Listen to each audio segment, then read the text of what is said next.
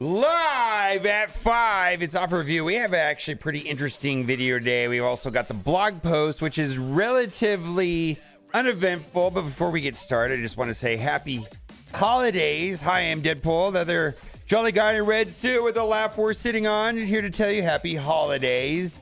Before we get into the blog post, I want to go over the Storm Watch. And this is put together by Updog, and I like the little commentary here. Battle and Blitz. On the 26th, Battle and Blitz and earn extreme orb fragments for the Frosty Family Gathering event starting on the 26th. And then you get extra points for using Superior 6. Spend Power Cores, the community favorite. And it's got the Agatha winking meme. Spend Power Cores for Frosty Family Gathering event starting the 26th. Earn Blitz credits on the Winter Wonderland Web Milestone event starting on the 26th. Spend ISO Campaign Energy. That starts on the 28th. For the Arctic Assault Alliance-wide event starting the 28th, and then also earn Allied Supply Orbs and Alliance credits from the 28th. So that is pretty much most of the blog post. So I feel like they're probably out of the office or headed out of the office or light staff right now. There's not a lot to talk about here inside of the blog post other than we got some confirmation of when Forge will be released. Well, it looks like it's going to be on December 26th. We'll be able to do get Forge offers. Now, there's also some ads circulating. I believe this one was on Facebook. New players only redeem promo code Venom Free. And on some devices, there's a place to do it right here. This was a screenshot, I believe, from an iPhone where you can hit redeem gift. And there's also a way of doing it on the website. Like if you click up here and then there's a place that says new player gift right behind right here. And then you can type in Venom Free.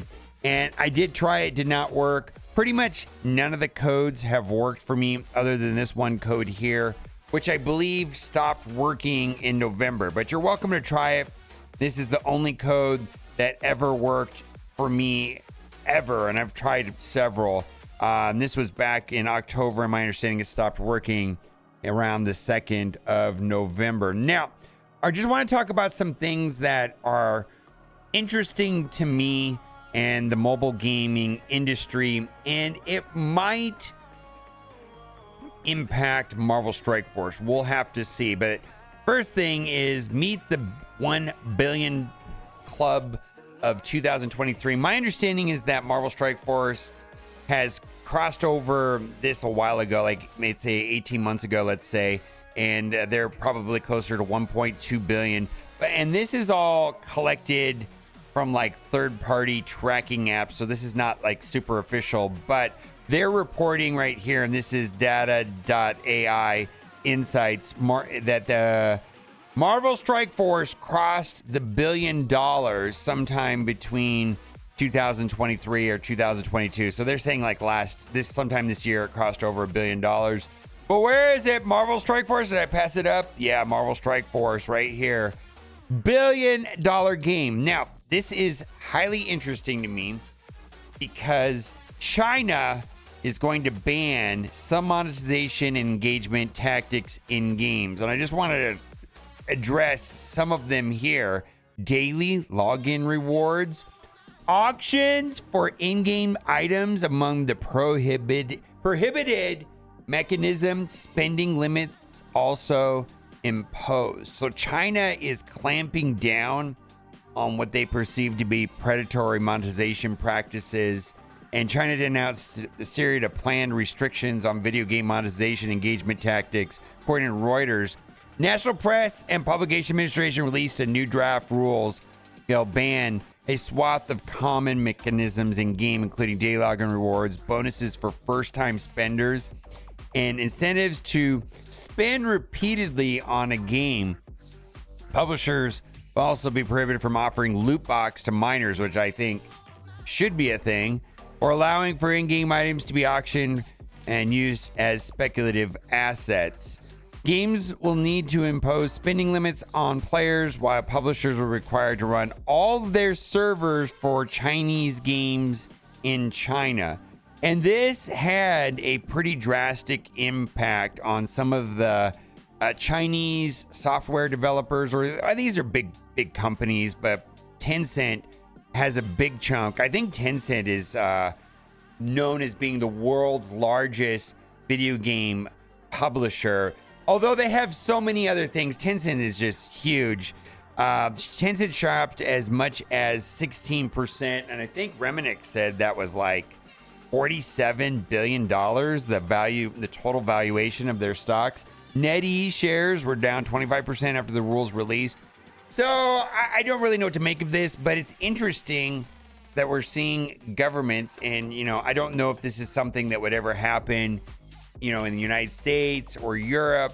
I know that there was talk of Belgium introducing restrictions, and then I don't know, back a couple of years ago, like when Battlefront 2, the state of Hawaii was talking about implementing restrictions. But to see China pull the trigger on some of the things that we experience in Marvel Strike Force is highly interesting to me. Also, I don't know if this is worth talking about, but BitDance, which is the parent company of Newverse, which Newverse was a company formed in 2019, and that is for game titles like Marvel Snap, DC Worlds Collide, which doesn't exist anymore, Dragonair, and I think even Watcherverse Realm is there. BitDance is getting out of the gaming business, but what that means is we'll ask staff to stop working on unreleased games, look to ways to divest from launched titles, will not affect casual gaming brands, and that's in Chinese market.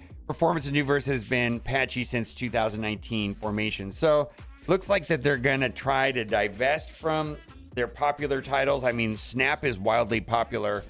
Who knows? Who might pick it up? Maybe it'll be like a Netmarble, or even Savvy could pick up that title. We'll have to see. Scopely, why can't I get a 10x and open all for Red Star Orbs now?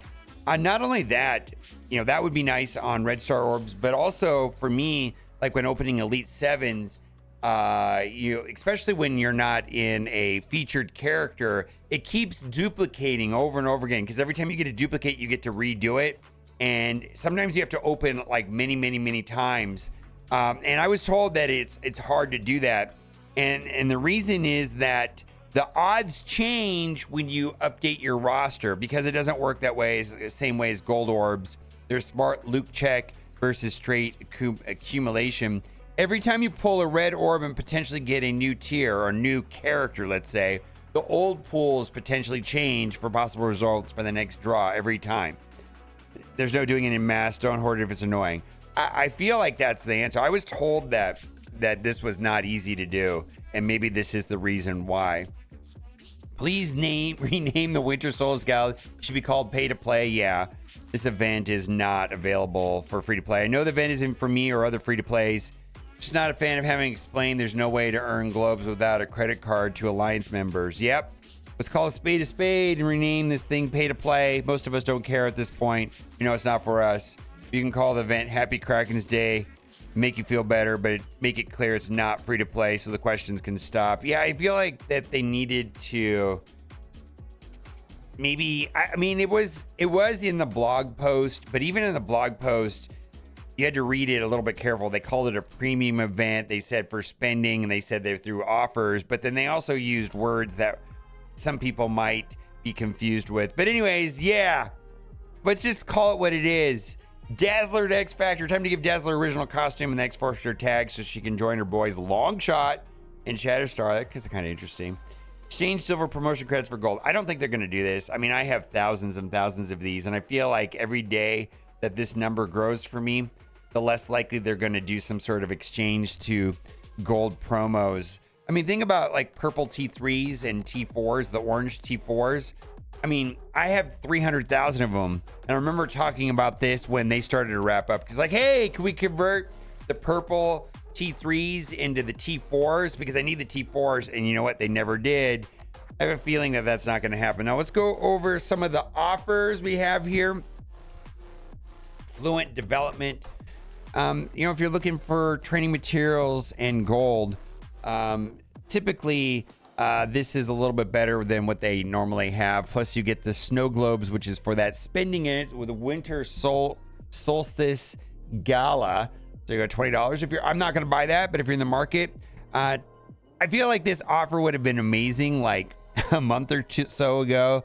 You get a 7 red. So basically, I saw this for the first time yesterday, where they had like an offer. There's like $10 for Robbie, and then you get a 7 red. All right, that's pretty interesting. I think Robbie. Then we've got right here 250 of the training materials. So like, you know, if I multiply this out by 4, so that's like 1,000. You know, that's why this offer. If you're just looking for training materials, that's actually a better offer there. But if you need Titania and Absorbing Man, then there you go.